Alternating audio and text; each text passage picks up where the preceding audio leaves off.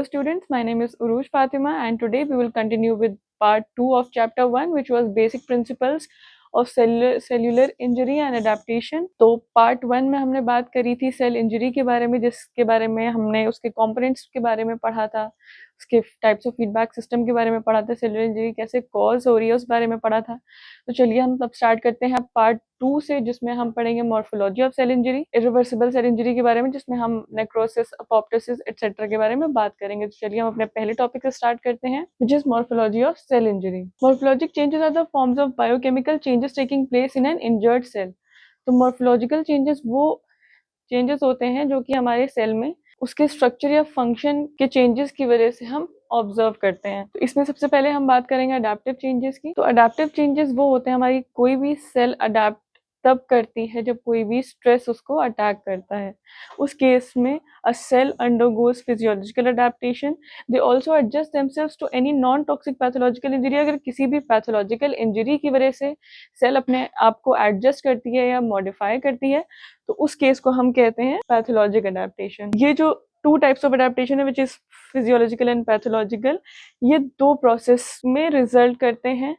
पहला कि या तो वो उनका नंबर इंक्रीज कर देते हैं, जिनको हम हाइपरप्लेजिया कहते हैं, या फिर उसका साइज सेल का वो इंक्रीज या डिक्रीज कर देते हैं, जिसको हम हाइपरट्रोफी कहते हैं, अगर साइज इंक्रीज हो रहा है सेल का, और एट्रोफी कहते हैं अगर सेल का साइज डिक्रीज हो रहा है। दूसरा, by changing the pathway of phenotypic differentiation of cells, that is metaplasia and hyperplasia. तो इन दो, तो बेसिकली ये 5 तरीके के चेंजेस हैं जो हम सेल में ऑब्जर्व करते हैं अगर कोई भी फिजियोलॉजिकल या पैथोलॉजिकल चेंज आता है। सबसे पहले हम बात करेंगे इसमें एट्रोफी के बारे में।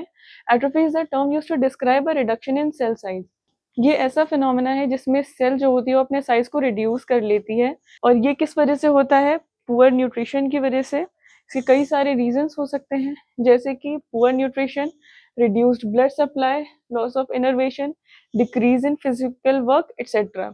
तो जो भी बेसिक ऑल्टरेशंस, जो भी बेसिक चेंजेस किसी भी सेल के अंदर आते हैं वो सेम होता है। जो फिजियोलॉजिक चेंजेस होते हैं, जैसे कि loss of hormone stimulation during in menopause, और पैथोलॉजिक चेंजेस जैसे कि डीनर्वेशन, ये दो तरीके के चेंजेस हम सेल में ऑब्जर्व करते हैं। फिर these cells retreat to such changes by making themselves smaller. तो जब कोई भी फिजियोलॉजिकल पैथोलॉजिकल इंजरी अटैक करती है हमारी सेल्स को, समटाइम्स वो क्या करती हैं, वो अपना साइज को डिक्रीज कर लेती हैं, जिसको हम एट्रोफी कहते हैं। और ये जो एट्रोफी है, इसमें ये दो फैक्टर्स रिस्पॉन्सिबल होते हैं इस फिनोमेना के, पहला फिजियोलॉजिक और दूसरा पैथोलॉजिक। तो हम बात करते हैं फिजियोलॉजिक फैक्टर्स के बारे में। It is a normal process of ageing in various tissues resulting due to the loss of endocrine stimulation और आर्टेरियोस्क्लेरोसिस। अब इसमें हम एग्जांपल्स के बारे में बात करेंगे, जो कि है atrophy of lymphoid tissue in lymph nodes, appendix and thymus, atrophy of gonads after menopause and atrophy of brain. चलिए अब हम बात करते हैं पैथोलॉजिक चेंजेस के बारे में। इन फॉलोइंग टाइप्स ही होते हैं। इसमें सबसे पहले आता है स्टार्वेशन एट्रोफी। इसमें हम एनर्जी कैसे ऑब्टेन होती है? By depletion of carbohydrates and stored fats, या फिर प्रोटीन कैटाबॉलिज्म से। फिर हम बात करते हैं इशेमिक एट्रोफी के बारे में। This results due to atherosclerosis, जिसमें ब्लड सप्लाई डिक्रीज हो जाती है, जिसकी वजह से जो ऑर्गन हमारा होता है अल्टीमेटली श्रिंक हो जाता है और डाई कर जाता है। फिर हम बात करते हैं डिस्यूज एट्रोफी के बारे में। ये होता है अगर बहुत ही लॉन्ग पीरियड ऑफ टाइम तक कोई भी ऑर्गन इनएक्टिव रहता है या प्रॉपर्ली फंक्शन नहीं कर पाता, उस केस में डिस्यूज एट्रोफी होती है। फिर हम बात करते हैं न्यूरोपैथिक एट्रोफी के बारे में। इसमें क्या होता है कि कोई भी नर्व सप्लाई का जब डिसरप्शन हो जाता है तो मसल्स डीजेनरेट हो जाती हैं and they result in neuropathic atrophy. अब हम बात करते हैं एंडोक्राइन एट्रोफी के बारे में। ये किस वजह से होता है? जब एंडोक्राइन रेगुलेटरी मैकेनिज्म का लॉस हो जाता है और उसकी वजह से जब टिश्यूज की जो मेटाबॉलिक एक्टिविटी है वो रिड्यूस हो जाती है, उसको हम बोलते हैं एंडोक्राइन एट्रोफी। फिर हम बात करते हैं प्रेशर एट्रोफी के बारे में। इसमें क्या होता है कि जब टिश्यूज डीजेनरेट हो जाते हैं लॉन्ग टर्म प्रेशर या फिर कंप्रेशन की वजह से फ्रॉम बिनाइन ट्यूमर्स और सिस्ट और एन्यूरिज्म, इस केस में प्रेशर एट्रोफी अकर होती है। फिर आता है इडियोपैथिक एट्रोफी, ये अननोन रीजंस की वजह से होती है। अब हम आगे बढ़ते हैं अपने नेक्स्ट टॉपिक पे, जो कि है hypertrophy. Hypertrophy is the term used to describe an increase in the cell size. ये वो स्टेट या कंडीशन है जिसमें सेल का साइज जो है वो इंक्रीज हो जाता है यानी नॉर्मल से। This occurs due to an increase in the number of organelles and amount of structural proteins. As the size of cells increases the organ size also increases. और ये किस वजह से हो सकता है? इंक्रीज इन फंक्शनल डिमांड की वजह से और स्टिमुलेशन बाय स्पेसिफिक ऑर्गन। इसका हम एक एग्जाम्पल के बारे में बात करेंगे which is cardiac enlargement occurring with hypertension और एओर्टिक वॉल्व। जब हाइपरटेंशन या एओर्टिक वॉल्व डिजीज होता है उस केस में कार्डियक एनलार्जमेंट हो जाता है and it is one of the example of hypertrophy. अब एट्रोफी की तरह ही जो हाइपरट्रोफी होती है ये भी दो तरीके के फैक्टर्स की वजह से होती है, पहला फिजियोलॉजिक, दूसरा pathologic. The best example of this type of hypertrophy is and hyperplasia is enlarged size of uterus during pregnancy. अब हम बात करते हैं पैथोलॉजिक हाइपरट्रोफी के बारे में। इसमें क्या होता है कि कुछ हमारे बॉडी के स्केलेटल, स्मूथ या फिर कार्डियक मसल्स होते हैं, उसमें जो सेल्स होती है उनका साइज इंक्रीज हो जाता है। उस स्टेट या कंडीशन को हम पैथोलॉजिक हाइपरट्रोफी कहते हैं। नेक्स्ट हम बात करते हैं हाइपरप्लेजिया के बारे में। It is the term used to describe an increase in cell number. ये वो कंडीशन है जिसमें सेल का जो नंबर है वो इंक्रीज हो जाता है। और कई बार ऐसा होता है कि हाइपरट्रोफी और हाइपरप्लेजिया एक साथ आकर होता है, जिसके बारे में अभी हमने पिछले टॉपिक में बात करी थी। अगेन हाइपरप्लेजिया जो होता है वो दो फैक्टर्स की वजह से हो सकता है, पहला फिजियोलॉजिक एंड दूसरा pathologic.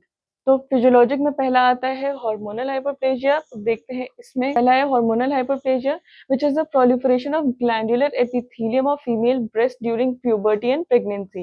It is the best example of this type of hyperplasia. पहला है हार्मोन हाइपरप्लेजिया। प्यूबर्टी या फिर प्रेगनेंसी के टाइम में जब फीमेल ब्रेस्ट्स में ग्लैंडुलर एपिथेलियम प्रोलिफरेट या फिर रैपिडली डिवाइड होने लगते हैं, उस कंडीशन को हम बोलते हैं हार्मोनल हाइपरप्लेजिया। हम बात करते हैं कॉम्पेंसेटरी हाइपरप्लेजिया के बारे में। इसका एक एग्जाम्पल है the liver cell start mitotic activity after 12 to 18 hours of partial removal of liver tissues to restore the normal weight of the liver. Liver injury के टाइम पे क्या होता है, कोई पार्शियल रिमूवल होता है लिवर टिश्यू का, तो उस केस में जो सेल्स होती हैं उसमें वो माइटोटिक एक्टिविटी स्टार्ट कर देती हैं लिवर का नॉर्मल वेट को रिस्टोर करने के लिए। हाइपरप्लेजिया में अगला आता है pathologic hyperplasia. This mostly occurs when hormones and growth factors are stimulated significantly. For example, a proliferative endometrial activity occurs after a normal menstrual period. इसके common causes क्या हैं? Prolonged irritation, for example, fibrosis or nodules in hands, nutritional disorders, for example, iodine deficiency, infections, for example, chickenpox, endocrine disorder, example, prostate hyperplasia. These are the causes of pathologic hyperplasia. अब हम बात करते हैं metaplasia के बारे में। It is the term used to describe a reversible change in the cells. ये वो कंडीशन है जिसके अंदर जो सेल है उसमें एक रिवर्सिबल चेंज आ जाता है। It is characterise by the replacement of one type of cells by another type. इसमें क्या होता है, जैसे for example columnar epithelial cells हैं वो कन्वर्ट हो जाती हैं स्क्वामस एपिथेलियल सेल्स। अब ये इन सब कंडीशंस की वजह से हो सकता है। ठीक है, सबसे पहला है प्रोलॉन्ग इरिटेशन। इसका एक एग्जाम्पल है कि जो कॉलमनर सेल्स होती हैं, गॉल ब्लैडर में जो गॉल स्टोन्स होते हैं उनकी columnar sales stratified squamous epithelial cells में ट्रांसफॉर्म हो जाती हैं। दूसरा इसका एग्जांपल है endocrine disturbances. For example columnar epithelium of prostate changes into squamous epithelium. इसमें मोस्टली क्या होता है, जो कॉलमनर सेल्स होती हैं या कॉलमनस एपिथेलियम होता है वो हमारा स्क्वामस में कन्वर्ट हो जाता है। थर्ड है nutritional deficiency. For example nutritional group in poultry, और इसमें थर्ड आता है nutritional deficiency. For example nutritional group in poultry, cuboidal और columnar epithelium of oesophageal glands change into stratified squamous epithelium. इसमें फोर्थ आता है इन्फेक्शन, जिसका एग्जांपल है पल्मोनरी एडेनोमेटोसिस। और मेटाप्लेजिया भी जो होता है वो टू टाइप्स का होता है, epithelial metaplasia and mesenchymal metaplasia. First आता है एपिथेलियल मेटाप्लेजिया, इसमें सेकंड आता है मेसेनकाइमल मेटाप्लेजिया, जिसके बारे में हम आगे बात करेंगे। तो सबसे पहले बात करते हैं एपिथेलियल मेटाप्लेजिया के बारे में। सबसे पहले हम बात करते हैं एपिथेलियल मेटाप्लेजिया के बारे में, जिसमें क्या होता है पैची या फिर डिफ्यूज मेटाप्लास्टिक चेंजेस देखने को मिलते हैं which is replaced by stronger but less specialised epithelium. इसका एग्जांपल है the squamous type metaplastic epithelium lacks protective mucus secretion and therefore is more prone to infection. Epithelial metaplasia भी further two types में divided है। इसमें पहला आता है squamous metaplasia and second आता है कॉलमनर मेटाप्लेजिया। स्क्वैमस मेटाप्लेजिया की बात करते हैं। Chronic irritation caused by mechanical, chemical और an infectious agent result in squamous metaplastic changes. Squamous metaplasia किस वजह से होता है? क्रोनिक इरिटेशन कॉज्ड बाय किसी स्क्वैमस मेटाप्लेजिया किस वजह से होता है कि squamous metaplasia occurs due to the chronic irritation caused by mechanical, chemical और एन इन्फेक्शियस एजेंट। इसके बहुत सारे एग्जांपल हैं। पहला है metaplastic changes in bronchus of chronic smokers. दूसरा एग्जांपल है metaplastic changes in uterine endocervix in prolapse of the uterus and in old age. इसका तीसरा एग्जांपल है metaplastic changes in gall bladder in chronic cholecystitis, cholelithiasis. इसमें क्या होता है? The gall bladder is lined with the simple columnar epithelium. अब हम बात करते हैं कॉलमनर मेटाप्लेजिया के बारे में। कॉलमनर मेटाप्लेजिया में क्या होता है कि जो कॉलमनर एपिथेलियम होता है वो मेटास्टैटिकली चेंज होता है। इसके बहुत सारे एग्जांपल्स हैं, उनके बारे में हम बात करेंगे। पहला इंटेस्टाइनल मेटाप्लेजिया इन हील क्रोनिक गैस्ट्रिक अल्सर। इसमें क्या होता है? क्रोनिक गैस्ट्रिक अल्सर के कंडीशन में इंटेस्टाइनल मेटाप्लेजिया होता है। Pseudostratified columnar epithelium is transformed into columnar epithelium in chronic bronchitis और bronchiectasis की कंडीशन में क्या होता है? जो pseudostratified columnar epithelium है वो columnar epithelium में कन्वर्ट हो जाता है। अब हम बात करेंगे मेटाप्लेजिया के दूसरे टाइप में, which is mesenchymal metaplasia. It is a less common type of metaplasia in which mesenchymal tissue of one form gets transformed into another. Mesenchymal metaplasia में क्या होता है कि जो मेसेनकाइमल टिश्यू है वो ट्रांसफॉर्म हो जाता है दूसरे टिश्यू टाइप में, और लेकिन this type of metaplasia is less common. और मेसेनकाइमल मेटाप्लेजिया जो है वो फर्दर 2 टाइप्स में सब डिवाइडेड है। इसमें पहला आता है osseous metaplasia which is related to bone. Second one is cartilaginous metaplasia. तो अब हम सबसे पहले ऑशियस मेटाप्लेजिया की बात करते हैं। In this type, bone is formed in fibrous cartilage and myxoid tissues. इसका एग्जांपल है arterial wall in old age. सबसे पहले हम बात करते हैं ऑशियस मेटाप्लेजिया के बारे में। इसमें क्या होता है? फाइब्रस कार्टिलेज या फिर मिक्सॉइड टिश्यूज में बोन का फॉर्मेशन होने लगता है। इसके कुछ एग्जांपल हैं, जैसे कि Monckeberg's medical calcific sclerosis in soft tissues. In इस कंडीशन में सॉफ्ट टिश्यूज में मायोसाइटिस ऑसिफिकेंस में सॉफ्ट टिश्यूज में बोन्स का फॉर्मेशन होने लगता है। नेक्स्ट एग्जाम्पल है in cartilage of larynx and bronchi in elderly people. Old age में क्या होता है? लैरिंग्स और ब्रोंकाई में जो कार्टिलेज प्रेजेंट होती है उसमें जब बोन फॉर्मेशन होने लगता है उस कंडीशन को हम ऑशियस मेटाप्लेजिया कहते हैं। इसमें सेकंड आता है कार्टिलेजिनस मेटाप्लेजिया। इसमें क्या होता है? जब फ्रैक्चर कोई भी हील हो रहा होता है तो एक्सेसिव मोबिलिटी आने लगती है, जिसको हम बोलते हैं कार्टिलेजिनस मेटाप्लेजिया। नेक्स्ट हम बात करेंगे डिस्प्लेजिया के बारे में। It is a term used to describe disordered cellular development. इसका मतलब ये है कि सेल डेवलप तो करती है लेकिन बहुत ही डिसऑर्डरली डेवलप होती है, उस कंडीशन को हम डिस्प्लेजिया कहते हैं। It usually occurs along with metaplasia and hyperplasia. ये कंडीशन जो है मेटाप्लेजिया और हाइपरप्लेजिया के साथ भी अकर होती है, इसलिए हम इसको एटिपिकल हाइपरप्लेजिया भी कहते हैं। ये एपिथेलियल सेल्स में अकर होती है। डिस्प्लेजिया मोस्टली एपिथेलियल सेल्स में होता है, जिसमें हम सेल्यूलर प्रोलिफरेशन और साइटोसोलिक चेंजेस ऑब्जर्व करते हैं। Cytosolic changes, for example, increase in number of layers of epithelial cells, arrangement of cells in a disorganised manner, loss of basal polarity, cellular and nuclear pleomorphism, increase in nucleocytoplasmic ratio, nuclear hyperchromatism and increase in mitotic activity. तो अब हम dysplastic changes के कुछ examples के बारे में बात करते हैं। क्रोनिक इरिटेशन या फिर prolonged inflammation results in dysplastic changes. अगर किसी भी सेल में क्रोनिक इरिटेशन होता है या फिर प्रोलॉन्ग्ड इन्फ्लेमेशन यानी कि स्वेलिंग होती है, तब हम डिस्प्लास्टिक चेंजेस ऑब्जर्व करते हैं। और कुछ केसेस में they may also lead to carcinoma which is cancer. और ये जो डिस्प्लास्टिक चेंजेस हैं कुछ केसेस में they may lead to carcinoma which is a form of cancer. अब हम बात करते हैं एप्लेजिया के बारे में। This is also one of the adaptive changes that a cell undergoes.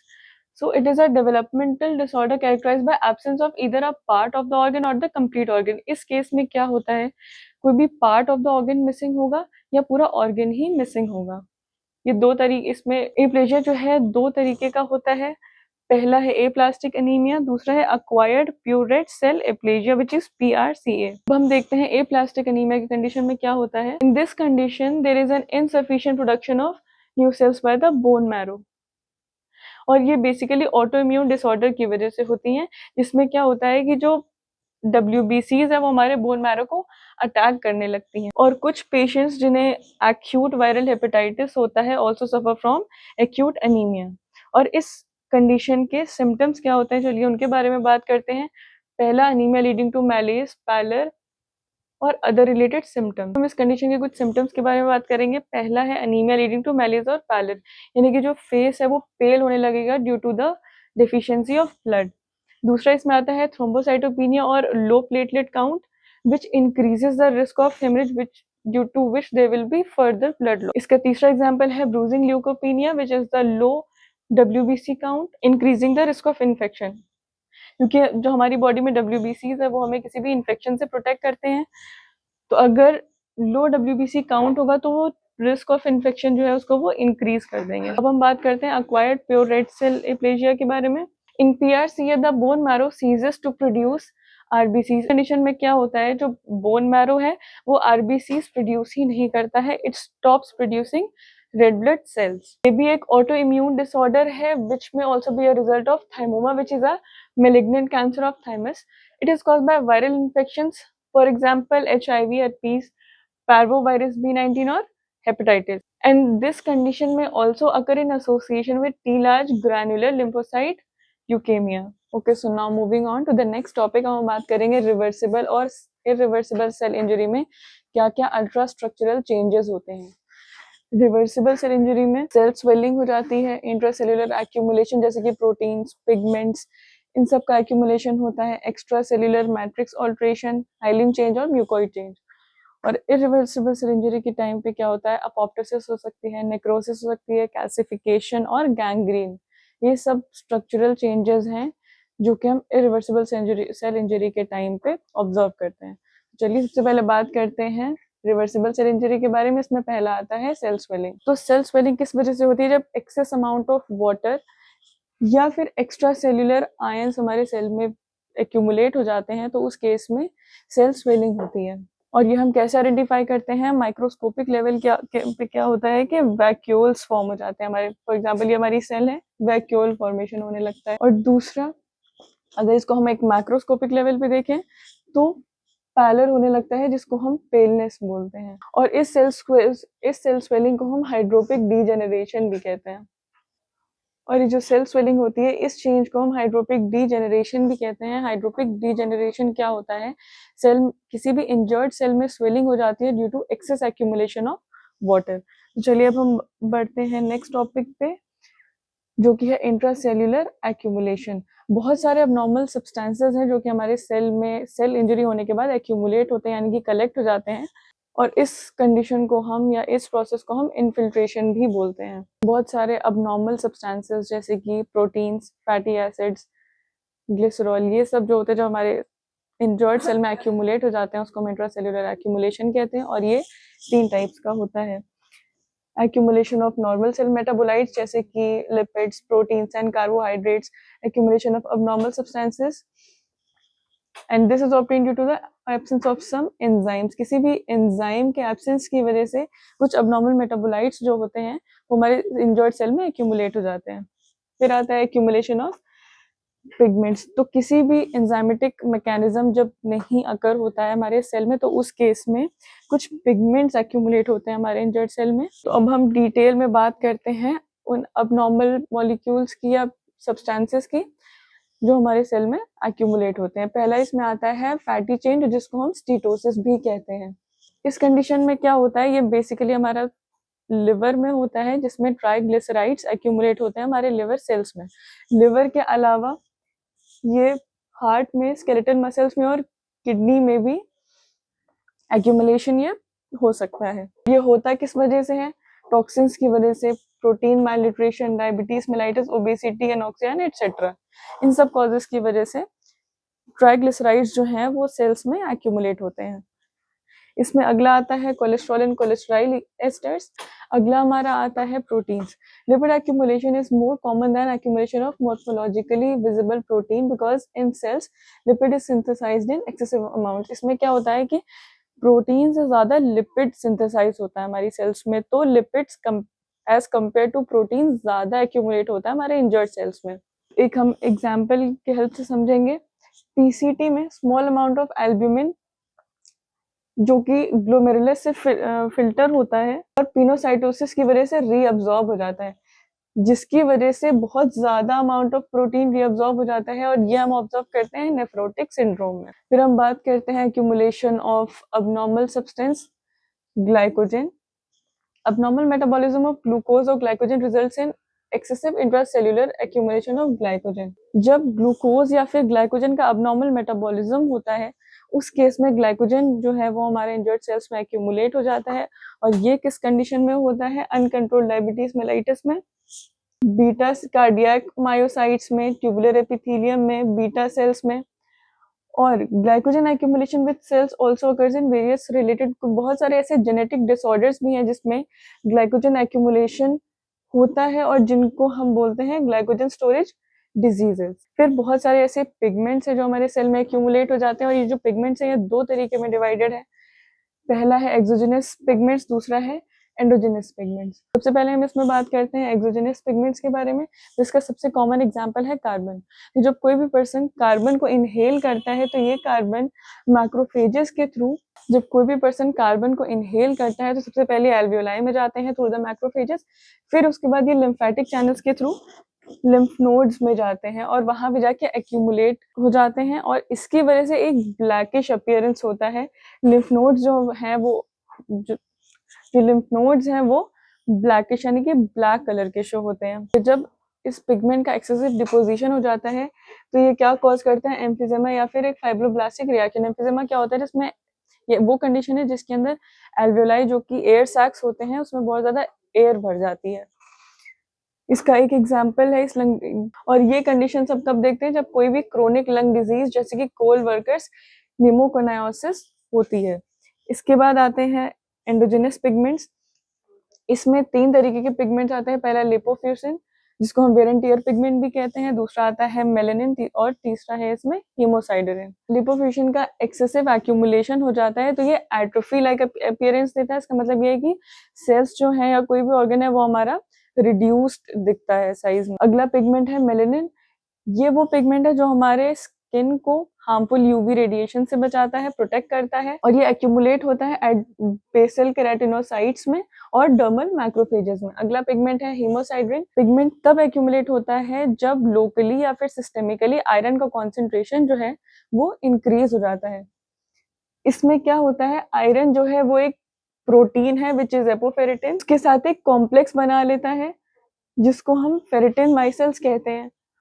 और यही जो माइसेल्स है वो अगर हम इलेक्ट्रॉन माइक्रोस्कोप के थ्रू अगर उसको ऑब्जर्व करें, हीमोसाइडरिन पिगमेंट के लार्ज एग्रीगेट्स यानी कलेक्शन की तरह हमको अपीयर होता है। तो जब भी एक्सेसिव ब्रेकडाउन होता है आरबीसीज का बोन मैरो, स्प्लीन या फिर लिवर में, तब ये पिगमेंट जो है स्मॉल अमाउंट्स में प्रेजेंट होता है। और अगर ये पिगमेंट एक्सेसिव अमाउंट्स में हमें अपीयर होता है या दिखता है तो ये इंडिकेट करता है कोई भी पैथोलॉजिकल कंडीशन या फिर कोई इंजरी। नेक्स्ट आता है extra cellular matrix alteration. Cell injury और डेथ में occur in case of changes occurring in the extra cellular environment. जब भी एक्स्ट्रा सेल्यूलर एनवायरनमेंट में कोई भी चेंजेस आते हैं और ऐसे चेंजेस होते हैं जिनसे सेल अडेप्ट नहीं कर पाती है, मॉडिफाई खुद को नहीं कर पाती है, तो उस केस में सेल डेथ या फिर सेल इंजरी अकर होती है। जैसे कि calcification results when fatty acids and phosphate ions are released by damaged cell and react with calcium ions to form insoluble salts of. तो सबसे पहले हम जानते हैं कैल्सिफिकेशन क्या होता है? एक्यूमुलेशन ऑफ कैल्शियम आयंस, इसी को हम कैल्सिफिकेशन कहते हैं। तो जब फैटी एसिड्स और फॉस्फेट आयंस रिलीज होते हैं किसी भी डैमेज सेल से, वो कैल्शियम आयन के साथ रिएक्ट करते हैं और क्या बना लेते हैं? Insoluble salts of calcium. इसी प्रोसेस को हम कैल्सिफिकेशन कहते हैं। तो हाइलिन जो है ये कोई भी सब्सटेंस नहीं है, इसे हम एक अपीयरेंस बोलते हैं जो कि एक ग्लासी इसिनोफिलिक अपीयरेंस होता है इन हेमेटॉक्सिलिन एंड इसिनिन स्टेन्ड पार्ट्स। तो हाइलिन चेंजेस जो भी हमारे सेल के अंदर आते हैं वो इंट्रासेल्युलर भी हो सकते हैं और एक्स्ट्रा सेल्युलर भी हो सकते हैं। अब हम देखते हैं इंट्रासेल्युलर चेंजेस क्या आते हैं। पहला हाइलिन ड्रॉपलेट्स। जब एक्सेसिव अब्जॉर्प्शन हो जाता है प्लाज्मा प्रोटीन्स का तो जो पीसीटी यानी प्रॉक्सिमल ट्यूबुलर एपिथेलियल सेल्स में हाइलिन ड्रॉपलेट्स अपीयर होते हैं। अगला आता है हाइलिन इंक्लूजन। बहुत सारे वायरल इन्फेक्शंस जब होते हैं तो उस केस में साइटोप्लाज्मिक हाइलिन इंक्लूजन्स अपीयर होते हैं हमारे सेल्स में। अगला आता है रसेल्स बॉडीज। इसमें क्या होता है कि इम्यूनोग्लोबुलिन्स का कंसेंट्रेशन जो है रफ ईआर यानी कि एंडोप्लाज्मिक रेटिकुलम में वो इंक्रीज हो जाता है। और एक्स्ट्रा सेलुलर हाइलिन में क्या क्या चेंजेस आते हैं? अच्छा, मेनली ये जो होता है एक्स्ट्रा सेलुलर हाइलिन चेंज ये कनेक्टिव टिश्यूज में हम देख पाते हैं। इसका एग्जांपल है hyalinised old scar of fibrocollagenous tissues, hyaline arteriosclerosis in renal vessels in hypertension and diabetes mellitus, and hyalinised glomeruli in chronic glomerulonephritis. और ये ऐसी हाइलिन चेंज ऐसी कंडीशन है जिसमें जो हमारे फॉर एग्जांपल आर्टेरियोस्क्लेरोसिस जो होता है उसमें जो आर्टरीज होती हैं उनकी वॉल्स जो होती हैं वो थिक होने लगती हैं, जिसकी वजह से फर्दर कार्डियक प्रॉब्लम्स शो होने लगती हैं एंड एटसेट्रा। फिर हम बात करते हैं म्यूकोइड चेंज के बारे में। बहुत सारे प्रोटीन्स ऐसे हैं जो कि म्यूकोपॉलीसैकेराइड्स के साथ रिएक्ट करते हैं यानी कॉम्प्लेक्स बना लेते हैं जिससे म्यूकस बनता है, और यही म्यूकस सिक्रीट होता है किससे? म्यूकस ग्लैंड से। और मेजर कॉन्स्टिट्यूएंट जो है म्यूकस ग्लैंड्स का वो है म्यूसिन। अब ये जो म्यूसिन है ये भी दो तरीके की होती है, पहली एपिथेलियल म्यूसिन एंड दूसरा कनेक्टिव टिश्यू म्यूसिन। तो एपिथेलियल म्यूसिन के एग्जांपल्स अब हम देखते हैं। Some examples of disturbances in epithelial mucin. तो एपिथेलियल म्यूसिन में जो भी डिस्टर्बेंसेस आते हैं उसका पहला एग्जांपल है cystic fibrosis of pancreas and mucin secreting tumours, for example in ovary, stomach and large bowel etcetera. Connective tissue mucin की बात करते हैं। कुछ example some examples of disturbances in connective tissue mucin are mucoid और myxoid degeneration इन सम tumour, जैसे कि myxoma हो गया, neurofibromas and soft tissue sarcomas. myxomatous change in dermis and myxedema. Myxedema is a condition where there is decreased secretion of thyroid hormone in our body. Myxoid change in synovium ganglion on the wrist. चलिए अब हम बात करते हैं irreversible cell injury के बारे में। irreversible injury ऐसा कंडीशन है या ऐसा स्टेट है जिसमें जो सेल का नॉर्मल स्ट्रक्चर और फंक्शन है वो रिस्टोर नहीं हो पाता है, भले ही रीएस्टेमिया हो जाए यानी कि ब्लड का फ्लो जो है वो रिस्टोर हो जाए या फिर रीपरफ्यूजन हो जाए। The structure and function of a cell undergoes irreversible injury if hypoxia और इस्चेमिया परसिस्ट, जैसे कि हमने बात करी। कौन कौन से चेंजेस हम ऑब्जर्व करते हैं? पहला, the dysfunction of mitochondria can not be reversed.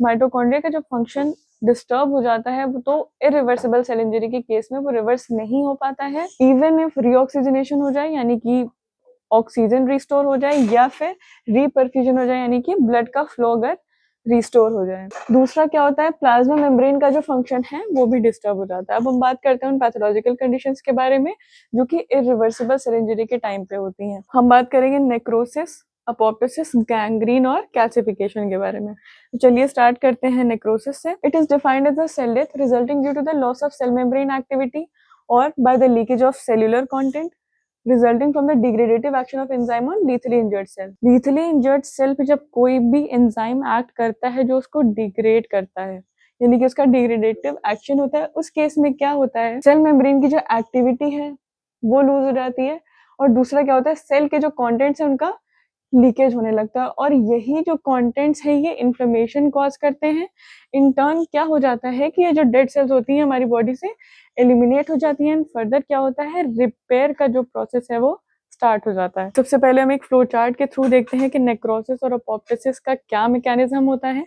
तो पहले नेक्रोसिस में देखते हैं। कोई भी नॉर्मल सेल है, जब भी कोई भी सेल्यूलर इंजरी होती है उस केस में नेक्रोसिस में क्या होगा? ब्लेब्स का फॉर्मेशन हुआ यानी कि जो प्रोजेक्शन देख रहे हैं इनको हम ब्लेब्स कहते हैं। सेल स्वेलिंग यहाँ पे ऑब्जर्व हम कर पा रहे हैं। अगला इसमें क्या होता है? एक इन्फ्लेमेटरी रिएक्शन होता है जिसके बारे में भी हमने पहले पढ़ा था। उसके बाद क्या होता है? फेगोसाइटोसिस होती है यानी कि जो डेड सेल्स होती हैं वो एलिमिनेट होती हैं और उसके बाद क्या होता है? सेल हमारी रप्चर हो जाती है और hence it is called as necrosis. उसके बाद अपोप्टोसिस का मैकेनिज्म देखते हैं। कोई भी नॉर्मल सेल है, इसमें सेल स्वेलिंग हुई, अपोप्टोटिक बॉडीज का फॉर्मेशन हुआ। अगेन इसमें भी क्या होता है? फेगोसाइटोसिस होती है और macrophages which are the type of डब्ल्यूबीसीज जो कि डेड सेल को एलिमिनेट कर देते हैं। इस प्रोसेस को हम अपोप्टोसिस कहते हैं। नेक्रोसिस भी बहुत तरीके की होती है जिसमें हम पहले बात करेंगे कोगुलेटिव नेक्रोसिस के बारे में। ये किस वजह से होती है? अगर हाइपोक्सिया या फिर इस्चीमिया की वजह से। इसमें दो कंडीशंस हैं, पहला है इन्फाक्शन, दूसरा है ज़ेंकर्स नेक्रोसिस। अब इन्फाक्शन में क्या होता है? कोई भी हमारी ब्लड वेसल्स हैं या वेसल्स हैं उसमें थ्रोम्बस यानी कि क्लॉट फॉर्मेशन हो जाता है, उसकी वजह से इन्फाक्शन अकर होता है। और जो हमारा लोकल एरिया है और ये इन्फाक्शन जो है इस्चेमिक इंजरी की वजह से होता है। अगला है ज़ेंकस नेक्रोसिस, ये स्केलेटल मसल्स में होता है। नेक्स्ट हम बात करते हैं कैशियस नेक्रोसिस के बारे में। In this type necrotic tissue appears as a crumbled cheese. कोई भी नेक्रोटिक टिश्यू होता है ये क्रम्बल्ड चीज की तरह अपीयर होता है। और ये किस वजह से होता है? जो हमारा नेक्रोटिक टिश्यू है इस तरीके का कुछ अपीयर होता है जब कोई भी हमारा नेक्रोटिक टिश्यू है वो कम्प्लीटली या तो लिक्विफाई नहीं हो पाता है और कम्प्लीटली सॉलिडिफाइड भी नहीं होता है, तो उस केस को हम बोलते हैं Cassius necrosis. The causative organism resides in the macrophages and kills them. जो causative organism होता है कैशियस नेक्रोसिस का, ये मैक्रोफेजेस के अंदर लिव करता है और उनको किल कर देता है। उसके बाद ये मैक्रोफेजेस जो हैं ये एलिमिनेट करते हैं इस नेक्रोटिक टिश्यू को, और उस केस में क्या होता है कि जो नेक्रोटिक टिश्यू है उसका स्ट्रक्चर जो है वो पूरी तरीके से डिस्टर्ब हो जाता है and it then becomes no longer recognizable. Next आता है fat necrosis. It is the necrosis of adipose tissue which often presents distinctive features which are useful in identifying the cause. और ये किस वजह से होता है? ये किस कंडीशंस में पहले बात करते हैं, किस कंडीशंस में देखते हैं हम? acute pancreatic necrosis में और pancreatitis में। pancreatitis which is the inflammation of pancreas, और acute pancreatic necrosis जो होती है ये भी एक deadly condition होती है। तो enzymatic fat necrosis results from the action of lipases released from pancreatic cells during the episode of acute pancreatic necrosis and pancreatitis. Next हम बात करते हैं fibrinoid necrosis के बारे में। इसमें क्या होता है? इस कंडीशन में एक फाइब्रिन लाइक मटेरियल जो है, जो कि फाइब्रिन की तरह ही अपीयर होता है, उसका डिपोजिशन हो जाता है। और ये किस कंडीशन में होता है? हाइपरटेंशन में। और फाइब्रिनोइड नेक्रोसिस किस कंडीशन में अगर होती है? In arterioles, in the hypertension, peptic ulcer, immunologic tissue injury and in other condition. फिर इसका अगला टाइप है लिक्विफैक्शन और पॉलीक्वेटिव, और ये कुछ किसी न किसी बैक्टीरियल या फिर फंगल इन्फेक्शन की वजह से होता है।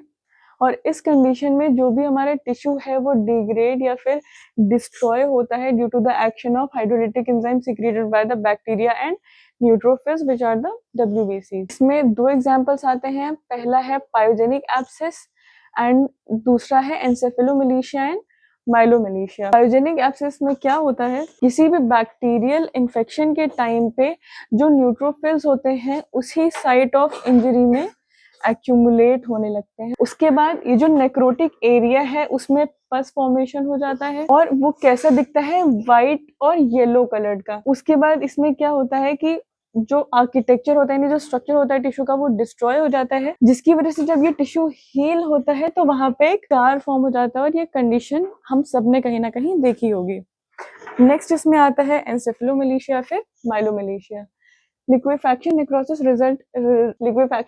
resulting from coagulative necrosis in the CNS results in encephalomalacia। अगर coagulative necrosis जो है वो CNS में होती है तो उस केस में encephalomalacia होता है, which is the softening or loss of parenchyma, और myelomalacia which is the softening of spinal cord, and these processes do not require the action of lytic enzyme from the inflammatory cells। अब next pathological injury जिसके बारे में हम बात करेंगे, it is the apoptosis।